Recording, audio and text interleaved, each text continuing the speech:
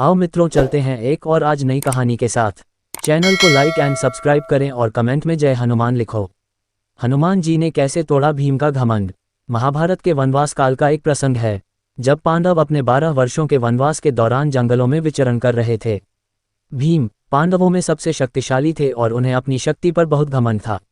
वे स्वयं को पवन पुत्र होने के कारण वायु देवता का पुत्र मानते थे और इस पर गर्व करते थे, लेकिन उनकी यह शक्ति उन्हें अहंकारी भी बना चुकी थी। इस प्रसंग में हनुमान जी, जो स्वयं भी वायुपुत्र थे, भीम का अहंकार तोड़ते हैं और उन्हें विनम्रता का पाठ सिखाते हैं। वन में भ्रमण करते हुए एक दिन भीम को अचानक एक बहुत बड़ा और ताकतवर बंदर रास्ते में लेटा हुआ दिखाई दिया। उसकी पूंछ ने रास्ता रोक रखा था और भीम को आगे बढ़ने का कोई रास्ता नहीं मिला।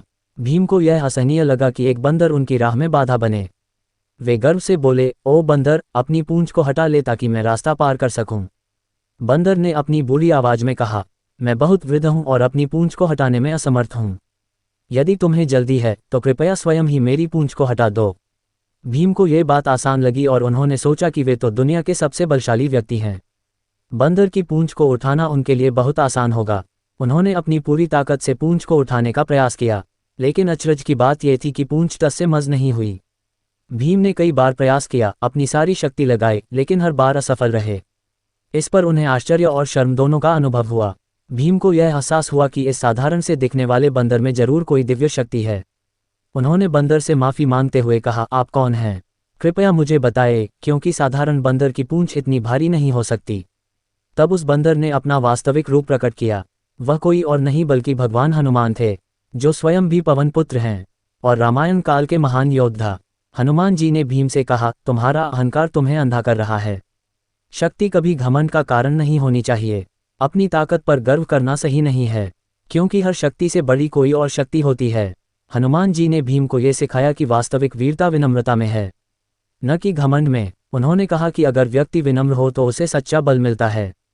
उन्होंने भीम को बताया कि कैसे उन्होंने स्वयं भगवान राम की सेवा में रहते हुए विनम्रता को अपनाया और संसार के सबसे बड़े कार्य किए।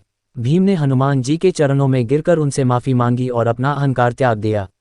उन्होंने हनुमान जी से आशीर्वाद मांगा और उनसे विनती की कि वे महाभारत के युद्ध में उनकी और उनके भाइयों की सहायता करें। हनुमान जी ने भीम को आशीर्वाद दिया और वादा किया कि वे कुरुक्षेत्र के युद्ध में उनके रथ के ध्वज पर उपस्थित रहेंगे, जिससे पांडवों को विजय प्राप्त होगी। इस प्रकार ये प्रसंग ये संदेश देता है कि घमंड किसी भी इंसान को महानता से नीचे गिरा सकता है। शक्ति के साथ विनम्रता का होना आवश्यक है, और सच्चा बल वह है जो दूसरों के कल्याण में प्रयुक्त हो।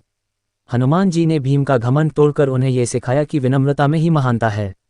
चैनल को लाइक सब्सक्राइब करें और कमेंट करके बताएं कैसी लगी कहानी।